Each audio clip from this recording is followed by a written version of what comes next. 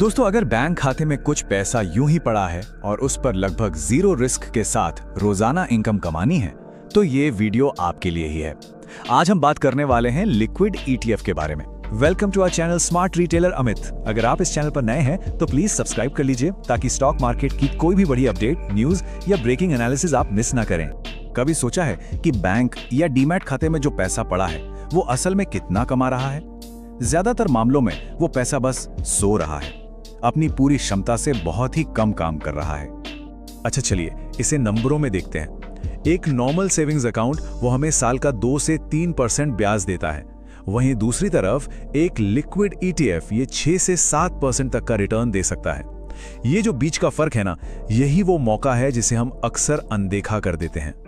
तब सवाल ये उठता है कि लिक्विड ईटीएफ का इस्तेमाल कब और कहां करना सबसे सही रहता है।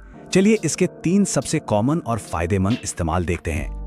देखिए, पहला तो ये कि अगर आपको 3 से 12 महीने में कोई पेमेंट करनी है। दूसरा, मान लीजिए आपने कोई स्टॉक बेचा और पैसा डीमैट अकाउंट में खाली पड़ा है, तो जब तक आप अगला इन्वेस्टमेंट नहीं ढूंढते उसे यहाँ पार्क कर सकते हैं। और तीसरा, एक इमरजेंसी फंड बनाने के लिए ये एक बहुत ही बेहतरीन जगह है। सेफ है, जरूरत पड़ने पर आसानी से मिल जाता है और सेविंग्स अकाउंट से तो बेहतर ही कमा कर देता है। तो यहाँ सबसे जरूरी बात यह है कि लिक्विड ईटीएफ खास तौर पर शॉर्ट टर्म यानी कम समय की जरूरतों के लिए बने हैं। अगर आपका प्लान 1 साल से लंबा है तो मार्केट में इससे बेहतर इन्वेस्टमेंट ऑप्शंस मौजूद हैं। अब आते हैं सबसे बड़े सवाल पर कि भाई ये सुरक्षित कितना है? आखिर हमारा पैसा जा कहां रहा है? चलिए इसके पीछे का पूरा सिस्टम समझते हैं। आसान भाषा में समझिए, जब आप लिक्विड ईटीएफ में पैसा लगाते हैं तो वो फंड आपके पैसे को बैंकों को सिर्फ 1 रात के लिए उधार देता है। बैंक इस पैसे से अपनी रोज की कैश की जरूरतें पूरी करते हैं। ये प्रोसेस बहुत सीधा साधा है। आपका पैसा ईटीएफ के जरिए बैंकों को मिला। अब गारंटी के तौर पर बैंक सरकारी बॉन्ड्स, जिन्हें ट्रेजरी बिल्स भी कहते हैं, गिरवी रखते हैं। मतलब अगर बैंक पैसा नहीं लौटाता तो ईटीएफ इन बॉन्ड्स को बेचकर पैसा वसूल सकता है। इसी वजह से यहाँ रिस्क लगभग 0 हो जाता है। और तो और इस पूरे लेन देन पर एक तीसरी party, clearing corporation of India limited या CCIL, नजर रखती है।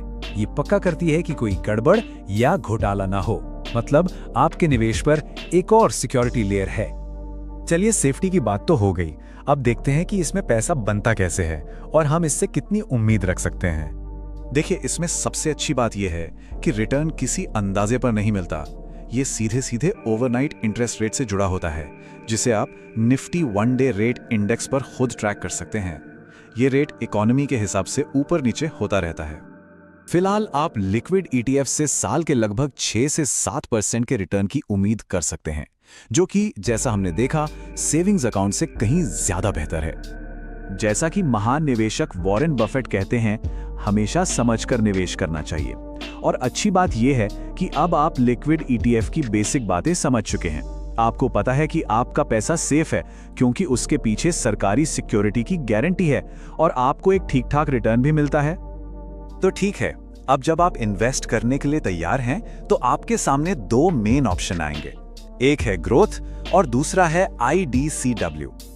IDCW ऑप्शन में, जैसे कि लिक्विड बीज, आपका मुनाफा आपको नई यूनिट्स के तौर पर मिलता है। इसमें एक छोटी सी दिक्कत यह है कि आप सिर्फ पूरी यूनिट्स बेच सकते हैं, टुकड़ों में नहीं। वहीं दूसरी तरफ ग्रोथ ऑप्शन, जैसे कि लिक्विड केस में, मुनाफा सीधा यूनिट की कीमत यानी NAV में ही जुड़ जाता है। ये ज्यादा आसान है, बस अपनी यूनिट्स बेचिए और मुनाफा आपका। अब मैं आपको एक बहुत ही जरूरी टिप दे रहा हूं ताकि आप ये पक्का कर सकें कि आप हमेशा सही दाम पर ही निवेश करें।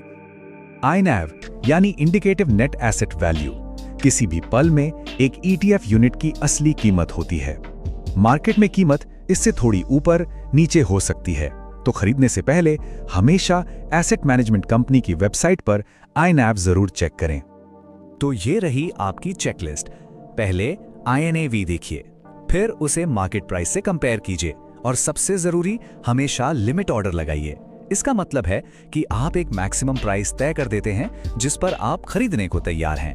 इससे आप कभी भी महंगा नहीं खरीदेंगे। आखिर में कुछ और जरूरी बातें जान लीजिए।